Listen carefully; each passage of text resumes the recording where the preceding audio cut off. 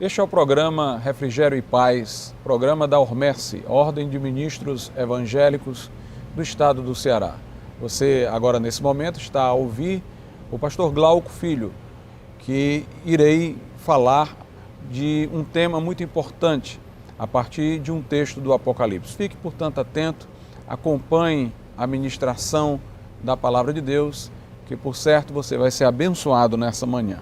Gostaria de ler Apocalipse, capítulo de número 17, a partir do versículo de número 12, que diz assim: E os 10 chifres que vistes são 10 reis que ainda não receberam o reino, mas receberão poder como reis por 1 hora, juntamente com a besta.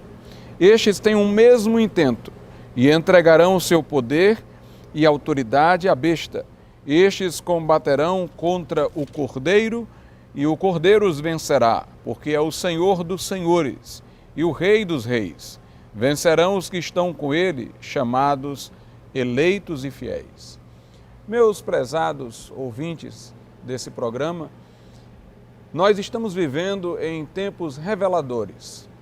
A Bíblia Sagrada nos parece um livro muito contemporâneo. Quando lemos o Apocalipse, temos a impressão de estar assistindo ao noticiário, ao jornal, porque os fatos que profeticamente foram anunciados, agora nós os vemos ser cumpridos passo a passo. E eu não me refiro àqueles prognósticos ou aquelas profecias com respeito à vinda de Jesus Cristo, sua morte e ressurreição, os quais se cumpriram de maneira literal, de maneira inequívoca, conforme os próprios evangelhos dão testemunho.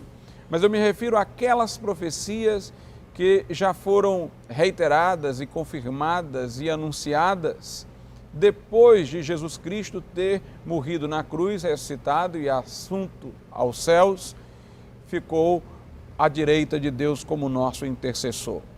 Nós estamos vendo cumprir-se profecias posteriores a Cristo, dos tempos finais que julgamos neles estar inseridos. A Bíblia, por exemplo, no Apocalipse, mostra que a sociedade, no final dos tempos, será uma sociedade de crédito, uma sociedade globalizada. Por exemplo, aqui em Apocalipse, no capítulo de número 13, a Bíblia diz assim, nos versículos de números 16 e 17, e faz que a todos, pequenos e grandes, ricos e pobres, livres e servos, lhe seja posto um sinal na sua mão direita ou nas suas testas, para que ninguém possa comprar ou vender, senão aquele que tiver o sinal, ou o nome da besta, ou o número do seu nome.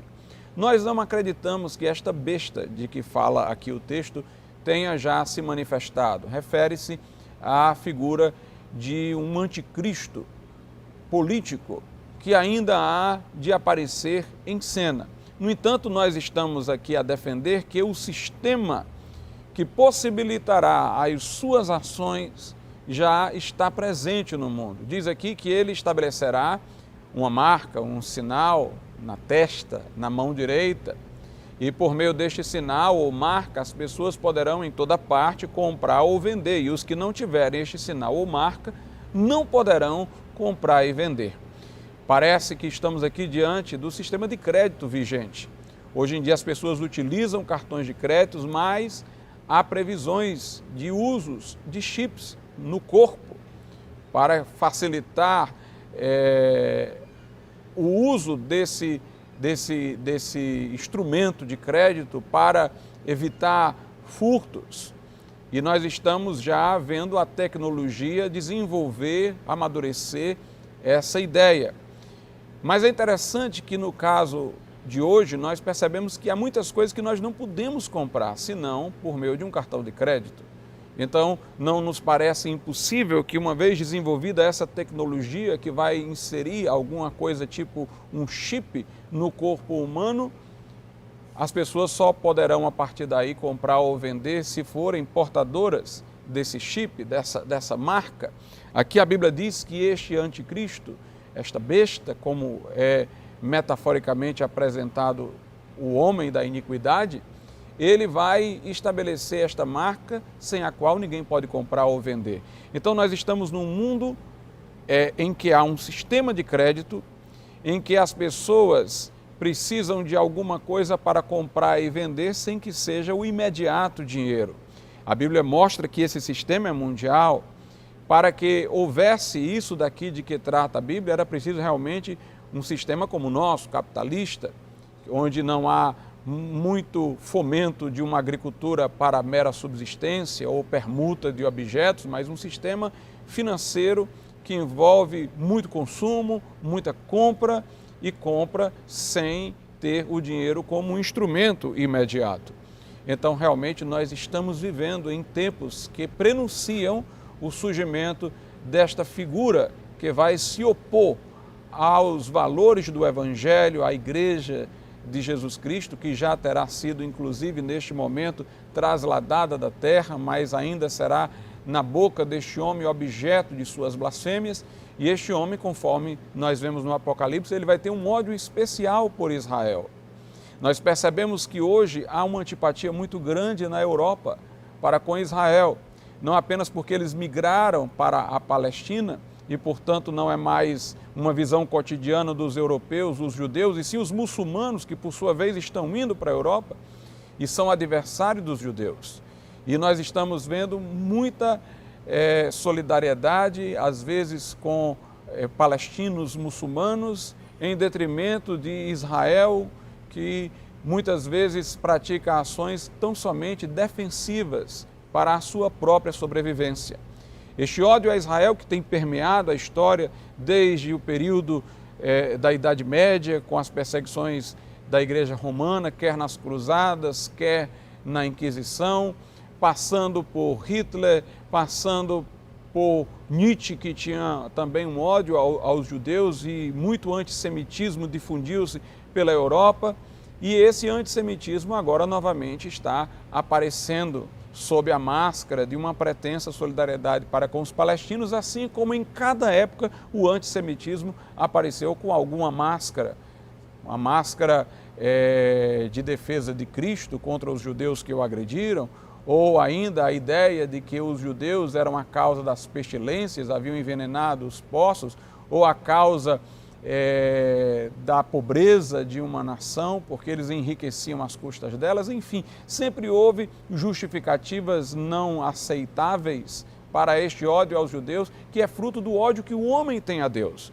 Como Deus escolheu no Velho Testamento essa nação, e os homens, a humanidade de uma maneira geral, é inimiga de Deus porque optou pelo pecado, então ela expressa sua ira para com Deus, a quem ela não pode atingir, perseguindo quer os verdadeiros cristãos, quer os judeus, quer os israelitas ou israelenses, como têm sido chamados. E a Bíblia mostra aqui no Apocalipse que esse anticristo arregimentará nações contra a nação de Israel. Então muita coisa está se cumprindo. Esse antissemitismo que se difunde prepara o cenário deste movimento de nações contra Israel, esse sistema de crédito que presume a ampla sociedade de consumo globalizada e a aquisição de bens sem a necessidade imediata do dinheiro consigo. E nós temos também aqui na Bíblia uma descrição de que neste momento histórico o homem vai estar sendo prestigiado. E aqui no versículo 18 diz: aqui a sabedoria, aquele que tem entendimento calcule o número da besta, porque é o número de um homem, e o seu número é 666. 6 na Bíblia é o número do homem, o homem foi criado ao 6º dia. E 3 é o número de Deus, que é Pai, Filho e Espírito Santo. 666, 666 é o número do homem 3 vezes, que é o número de Deus, ou seja, é o homem querendo ser Deus. Nós vivemos numa sociedade secularizada, nós vivemos numa sociedade pós-cristã, que confunde Estado laico com laicismo, com perseguição à religião, com antipatia à mensagem do Evangelho, a mensagem de Deus, querendo que as pessoas, se forem porventura viver uma fé, que vivam às escondidas, envergonhando-se de professá-la no seu mundo interior, na sua privacidade, mas sem levar sua expressão para a esfera pública.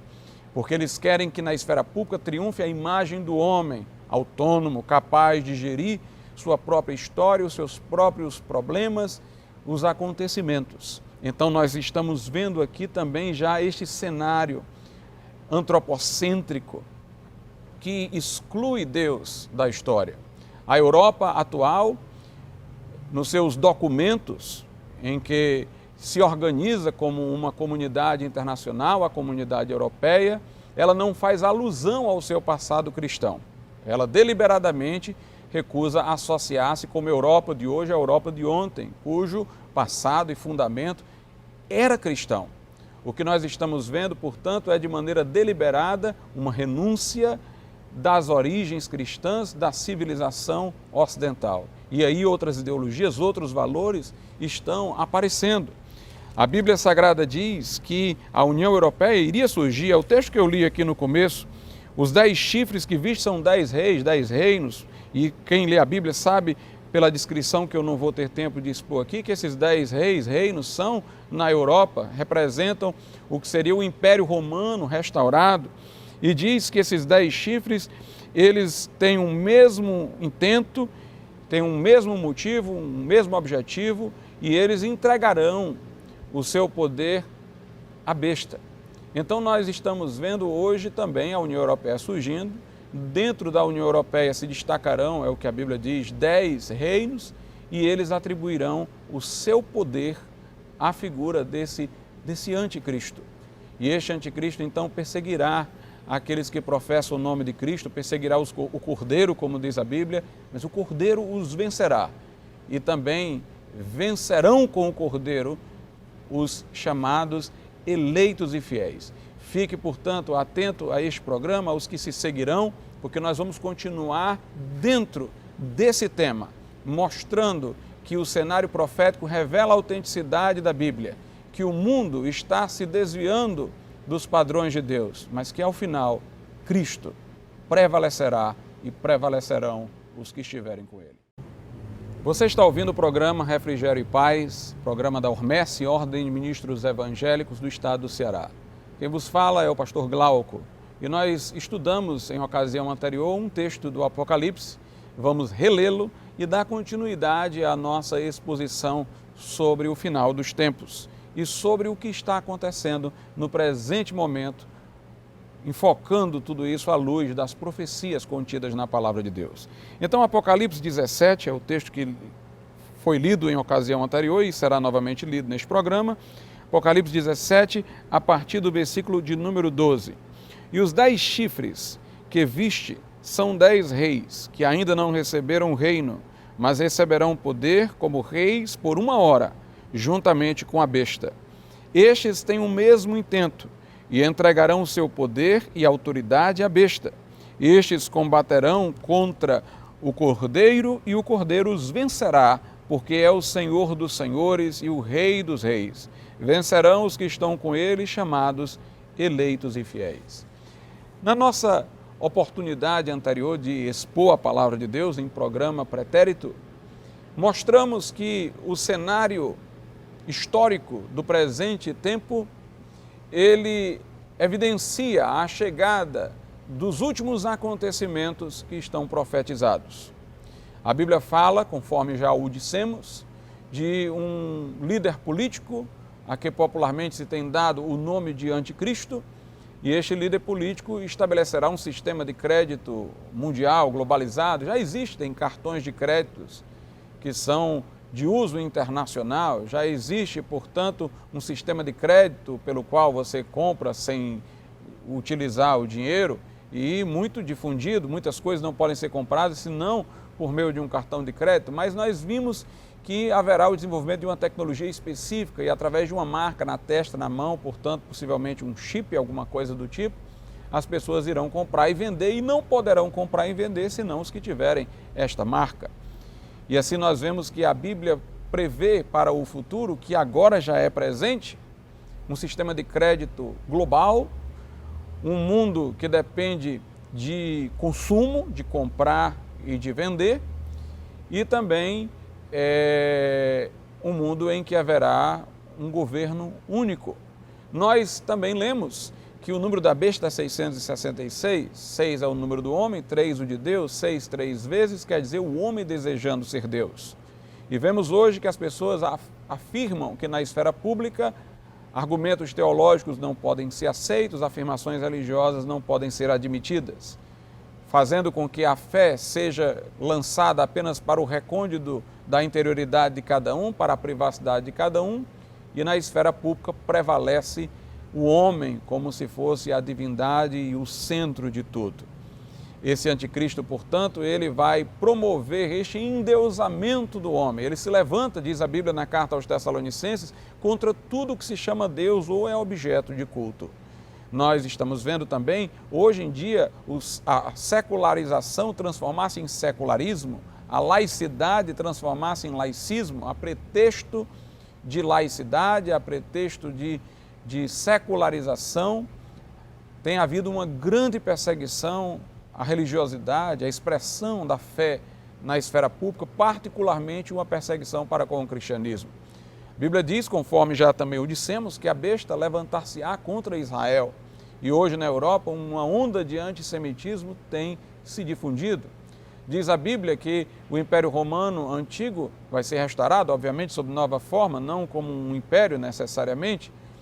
E nós estamos vendo hoje a comunidade europeia, que exatamente ocupa aquele espaço outrora ocupado pelo Império Romano. A Bíblia diz que dentro dessa comunidade 10 reinos se destacarão e com um só intento e motivo irão entregar o poder à besta, que figurará como uma espécie de governante conciliador, de direcionador político dessa União Europeia.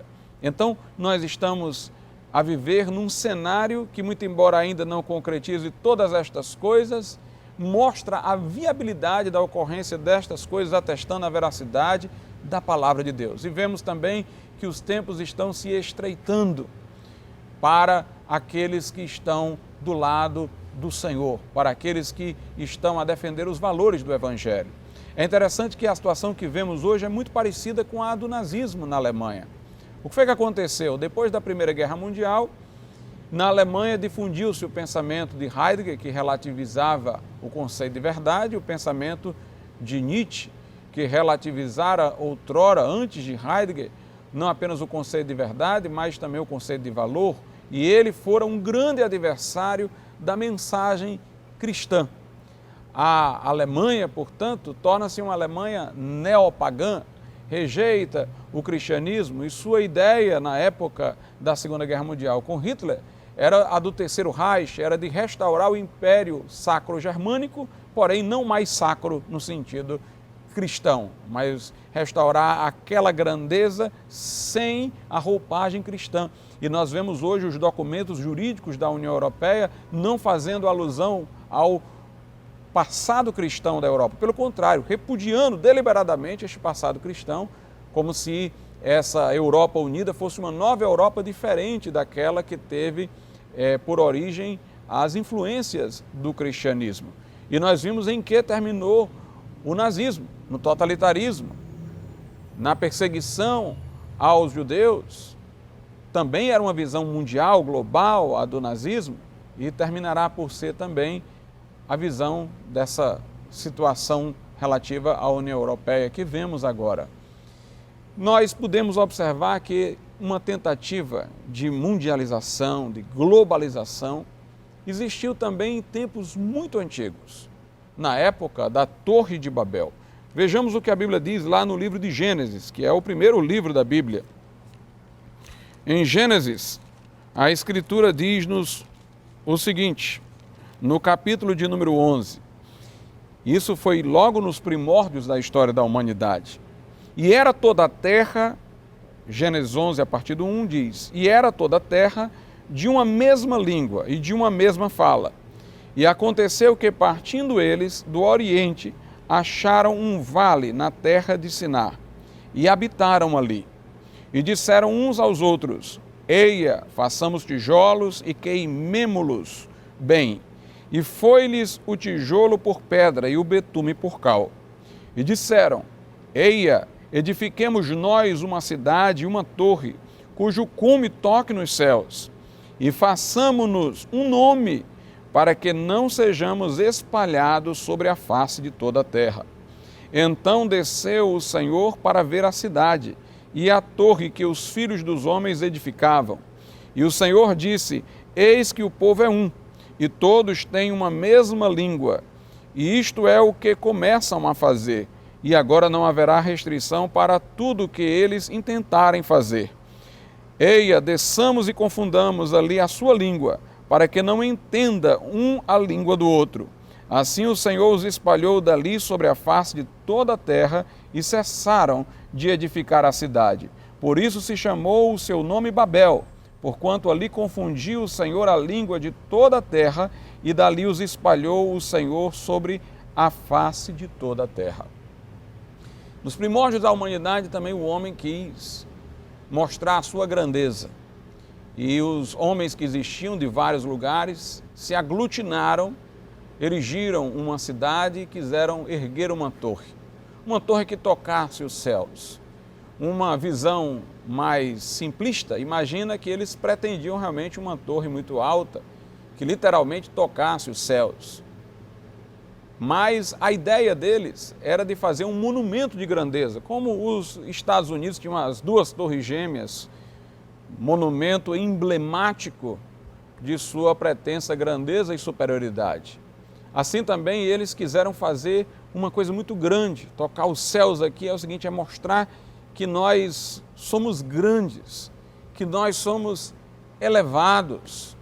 Interessante que esse projeto de unidade humana não tinha Deus nas suas metas, nos seus objetivos. O objetivo era o homem mostrar que ele era capaz de fazer algo superior. Eles disseram, vamos fazer um nome, vamos glorificar a humanidade.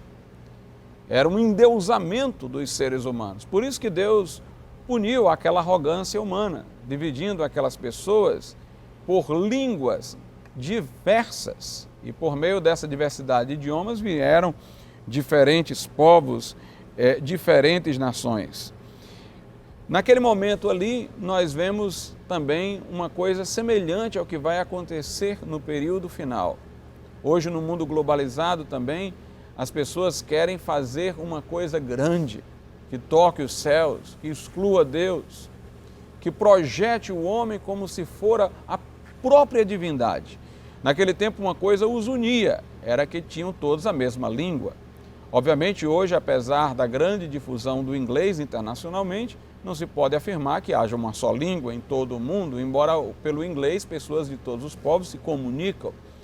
Mas há uma linguagem comum na humanidade hoje, que é a linguagem econômica, a linguagem do dinheiro. A economia não é mais uma economia nacional, é uma economia globalizada. Só se ouve falar de economia, é um culto a mamon, um culto ao dinheiro. Inclusive as questões morais são resolvidas pragmaticamente, levando em conta o que possa ter melhor efeito para o mercado. As pessoas fazem apologia de uma libertinagem sexual, defendem inclusive a sodomia, porque tirando o rigor da moral cristã, eles estão abrindo novas frentes de mercado para venderem coisas, para prestarem serviços àqueles que querem dar vazão a todos os seus sentimentos promíscuos e imorais.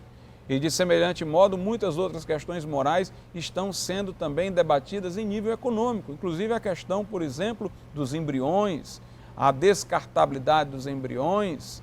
Pessoas estão defendendo o aborto por razões econômicas, como se uma determinada mãe, por ser pobre, não tivesse condições de criar aquela criança, ela lhe seria um fardo, melhor lhe seria um aborto. Nós estamos vendo a comercialização do próprio ser humano. As pessoas falam hoje do ser humano como se fora uma mercadoria, produzem embriões para fazer investigações em células troncos. E nós estamos vendo exatamente essa objetivação do ser humano, essa coisificação do ser humano, porque tudo tem virado mercadoria, inclusive o ser humano. A Bíblia fala no Apocalipse também da grande Babilônia, que tem um sentido religioso, é a forma fluida de religião dos últimos dias, que vai, de certa maneira, dar apoio a esse novo regime político, mas a Bíblia fala também dessa grande Babilônia como uma estrutura econômica macro, capitalista, globalizada, e em que tudo é visto como mercadoria, inclusive os seres humanos. Veja aí o que a Escritura diz em Apocalipse, no capítulo de número 18, vai falar da queda dessa grande Babilônia, dessa grande estrutura, e veja o que diz, Apocalipse 18, a partir do 11, e sobre ela choram e lamentam os mercadores da terra, porque ninguém mais compra as suas mercadorias, mercadorias de ouro e de prata e de pedras preciosas e de pérolas e de linho fino e de púrpura e de seda e de escarlata e toda madeira odorífera e todo vaso de marfim e todo vaso de madeira preciosíssima, de bronze, de ferro, de mármore, e canela, e perfume, e mirra, e incenso, e vinho, e azeite, e flor de farinha, e trigo, e gado, e ovelhas, e cavalos, e carros, e corpos, e almas de homens. Note, eles comercializam todos esses produtos e no final ele coloca, e corpos e almas de homens. Os corpos dos homens estão sendo comercializados. A indústria que está se associando às manipulações genéticas, está comercializando seres humanos, os bancos de sêmen, onde se encomenda fecundação, estão comercializando corpos humanos. E essas religiões que advogam a teologia da prosperidade, que confundem felicidade com aquisição de bens, que estão prometendo às pessoas um sonho de realização financeira em troca do dinheiro que elas investem nessas igrejas. Elas não dão por amor, porque dar por amor a Cristo é uma virtude, deveríamos dar aquilo que Ele nos requeresse, mas as pessoas estão dando por investimento, então são religiões que estão comercializando os próprios seres humanos. Então a Bíblia mostra toda essa Babel. Diz aqui a continuidade, versículo 14, e o fruto do desejo da tua alma foi-se de ti, porque nessa sociedade se quer satisfazer todos os desejos. E todas as coisas gostosas e excelentes se foram de ti, e não mais as acharás. Os mercadores destas coisas que com elas se enriqueceram estarão de longe, pelo temor do seu tormento, chorando e lamentando. Portanto, você que está centrado apenas no projeto de felicidade desta sociedade que a tudo mercantiliza, você que projeta a sua felicidade no consumo, você que se imagina realizado nesse sistema, saiba que esse sistema cairá e o seu sonho de felicidade é fútil. Só há felicidade na pessoa de Jesus. No final, o projeto de Cristo vencerá e os que estiverem com Ele, chamados e fiéis, vencerão também. Vamos orar a Deus nesse momento.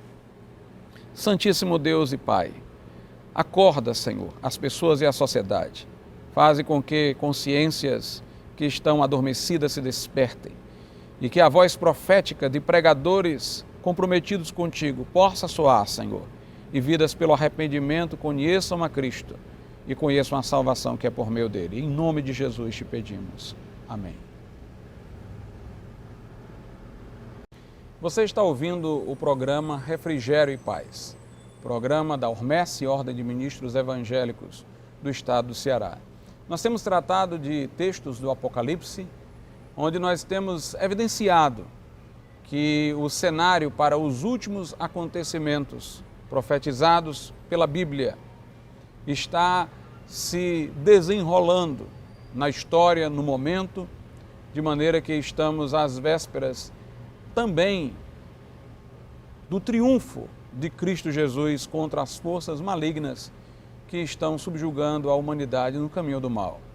Nós comentamos aqui que Hoje em dia há um sistema de crédito global que foi antevisto pela Bíblia, através da ideia da marca da besta, sem a qual ninguém pode comprar ou vender no mundo inteiro. Vimos também que há um antissemitismo no mundo que prenuncia a regimentação das nações pelo anticristo contra a nação de Israel. Vimos ainda que a comunidade europeia realiza a profecia bíblica da restauração daquela área que seria anteriormente ocupada pelo Império Romano e que será, digamos assim, o grande reino do anticristo. Começa com uma confederação de nações e depois há uma concentração de poderes em um líder só.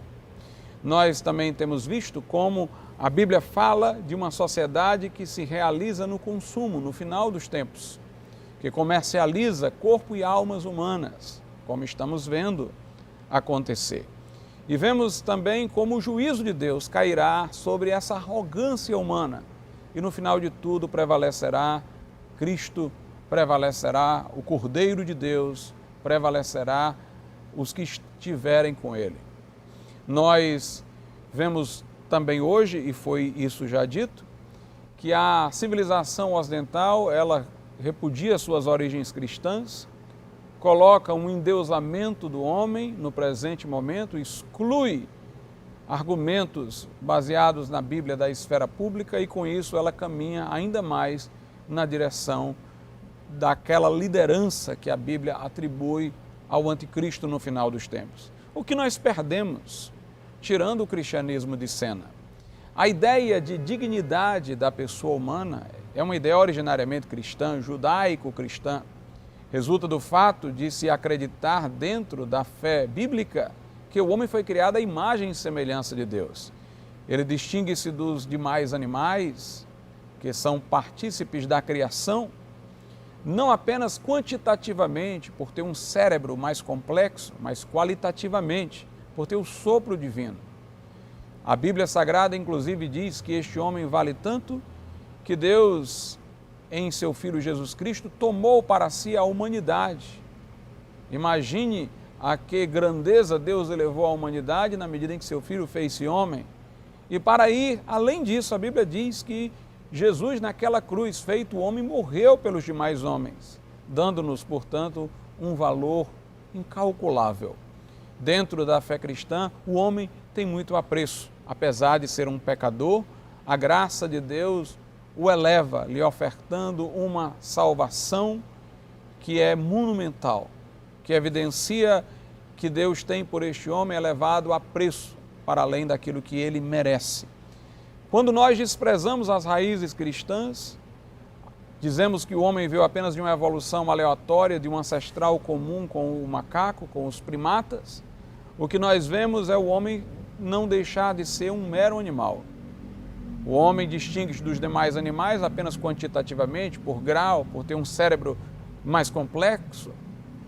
E que dignidade teria este homem, se ele é tão mortal quanto os outros animais, ele não tem o sopro divino? Muitos evolucionistas têm dito categoricamente que a ideia de dignidade da pessoa humana é uma bobagem, e dentro da cosmovisão deles, isso faz todo sentido. Só há razão para sustentarmos a dignidade da pessoa humana, a fonte de todos os direitos chamados fundamentais e humanos, dentro de uma perspectiva cristã.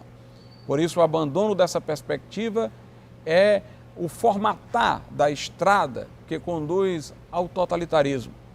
Nós podemos perceber que sem também a fé cristã, a perspectiva cristã, não há o conceito de verdade. Para nós, a suprema verdade é Deus, medida de toda outra qualquer verdade.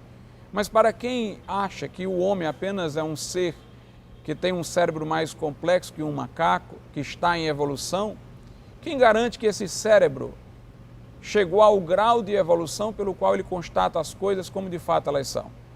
Quem sabe não se dirá que o homem mais evoluído irá pensar completamente diferente do que pensa, que não existe verdade, só existe a forma de perceber do cérebro em determinados estágios da evolução. De fato, se o nosso pensamento não passa de reações físico-químicas em nossa cabeça, eles não podem dar nenhuma garantia de verdade, O que nós achamos que possa garantir verdade hoje, amanhã mais evoluídos, já não garantiria. Portanto, o conceito de verdade só se manifesta autêntico dentro de uma perspectiva cristã. Fora de uma perspectiva cristã, morre a ideia de ciência, morre a ideia de filosofia, morre a ideia de verdade, todos os valores entram em crise. As feministas estão por aí defendendo o valor da mulher, mas que valor da mulher elas defendem ou advogam?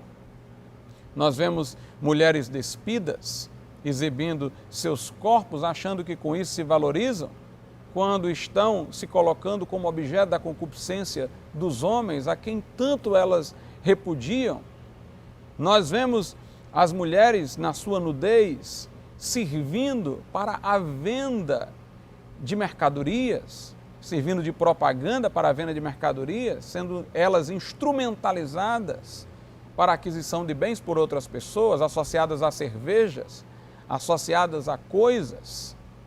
De fato, o feminismo nada tem feito para que a mulher tenha valor, mas o cristianismo mostra que o Cristo ressuscitado apareceu às mulheres e fez delas suas primeiras testemunhas, quando naquela época mulher sequer poderia em juízo ser testemunha dentro de um processo judicial. Nós lemos que Jesus veio ao mundo através de uma mulher, que Deus criou para Adão uma ajudadora idônea.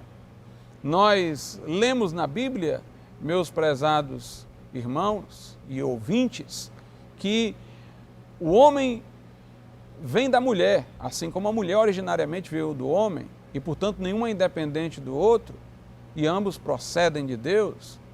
A Bíblia diz que Deus criou o homem à sua imagem e semelhança, mas esse homem não é o homem masculino, é homem e mulher, tanto que diz em seguida, macho e fêmea os criou. Macho e fêmea os criou à sua imagem e semelhança. A Bíblia diz que a mulher é co-herdeira da graça com o homem, diz que o homem deve tratá-la como um vaso precioso. Na verdade, a sociedade ocidental, que transformou-se numa sociedade machista, deu muita liberdade ao homem para ser promíscuo e exigiu castidade da mulher. E as mulheres, em vez de exigirem castidade dos homens, exigiram a oportunidade de viverem promiscuamente como os homens. Dentro dessa posição, nem homens nem mulheres têm valor, mas cada um se rebaixa ao nível instintivo e animal. É no domínio próprio, é na temperança que nós mostramos a nossa superioridade do animal. Nós não estamos aqui a defender, por exemplo, que a mulher seja casta e o homem promíscuo, mas que ambos sejam castos, que entendam que somente dentro do casamento é que a sexualidade é verdadeira, é comprometida, não gera mágoas, rancores, não profana o corpo. Nós não temos o sexo por impuro, mas por tão puro que deve ser praticado dentro da seara do casamento que o santifica, que o distingue da forma comum de usá-lo. Então, nós vemos o que o mundo perde quando abandona as suas raízes cristãs. Este mundo que estamos aí a ver está descambando em toda sorte de promiscuidade, sodomia, pedofilia. O homem está reduzido ao nível do animal, está reduzida à felicidade, à satisfação dos instintos, e o homem imagina-se grande dentro desse mundo, quando na verdade cada vez se faz mais pequeno. É em Deus que nós encontramos plenitude, e fora de Deus nós entramos num processo de nadificação, nos tornamos em nada. A Bíblia Sagrada diz que antes que as coisas piorem ainda mais e que o anticristo surja, a igreja de Jesus será tirada desse mundo. A igreja é sal da terra e luz do mundo. À época de Cristo Jesus, o sal funcionava para a preservação dos alimentos, já que não havia geladeira, refrigerador, e a igreja, como um sal, preserva este mundo de ficar pior do que está. A igreja também é luz do mundo, porque assim como a luz faz as coisas aparecerem, a igreja mostra como as coisas de fato são. A igreja denuncia o erro. Enquanto a igreja que estiver intercedendo pelo mundo, pregando o evangelho, e quando eu me refiro à igreja, eu me refiro ao remanescente fiel, aos verdadeiros cristãos, não aos que usam o nome de cristãos de maneira hipócrita, de maneira herética. Enquanto os verdadeiros cristãos estiverem aqui, o mal é como que detido, o espírito da iniquidade já opera, mas há um que o resiste, é o corpo de Cristo, é a igreja de Jesus. Portanto, agradeça a Deus por a igreja de Jesus estar aqui e ouça a sua mensagem que pode lhe trazer salvação. Porque a Bíblia diz que a trombeta soará a qualquer momento no céu. E os que morreram como crentes ressurgirão, os que forem crentes e estiverem vivos serão transformados, ou seja, seu corpo mortal se revestirá de imortalidade, seu corpo corruptível se revestirá de incorruptibilidade, e serão estes os ressuscitados e os vivos transformados, arrebatados ao encontro do Senhor Jesus nas nuvens, nos ares. Isso será repentino. A Bíblia fala em arrebatamento, que é subtrair violentamente, é um rapto. Será num abrir e fechar de olhos, diz a Bíblia, e o mundo não se aperceberá do que aconteceu, senão de que uma multidão desapareceu em vários lugares. E quando a igreja daqui for tirada, os últimos freios do mal terão sido removidos. E aí então se multiplicará a iniquidade, e aí aparecerá o anticristo, e o mundo irá sucumbir em grande tribulação como nunca jamais houve. Pessoas converter-se-ão, é verdade, mas serão mortas, serão perseguidas por este anticristo, que de igual modo manifestará seu ódio para com Israel, arregimentando as nações contra Israel. E a Bíblia diz que no final, Jesus Cristo voltará em glória com a sua igreja. Como diz o texto de Apocalipse, vencerá o Cordeiro e vencerão os que estiverem com ele. E os cristãos verdadeiros que forem arrebatados antes dessa grande tribulação e vierem com Cristo, participarão de sua vitória. Ele voltará e irá destruir esse sistema de coisas corrupto, o anticristo, irá libertar o remanescente judeu, que então converter-se-á a Cristo, e ele reinará por 1000 anos sobre a terra. Estabelecerá o seu reino milenar antes que venha a eternidade, onde então aparecerão novos céus e nova terra, onde habitará a justiça. Mas aqueles que não creram, aqueles que não acolheram esta mensagem, irão sofrer o juízo divino. Jesus veio para salvar e não para condenar, porque o mundo já estava condenado. O homem está condenado por seu pecado, mas é salvo através de Jesus quando entrega a sua vida a Ele, confia a Ele a sua vida. A Bíblia diz: Deus amou o mundo de tal maneira que deu o seu Filho unigênito, para que todo aquele que nele crê não pereça, mas tenha a vida eterna. A Escritura diz que Jesus falou: eu sou o caminho, a verdade e a vida, e ninguém vem ao Pai senão por mim. Ele fala àqueles que estão cansados de tentar encontrar o projeto de vida na estrutura desse mundo: todos vós que estáis cansados e sobrecarregados, vinde a mim e eu vos aliviarei. Quem tem sede, vem a mim e beba.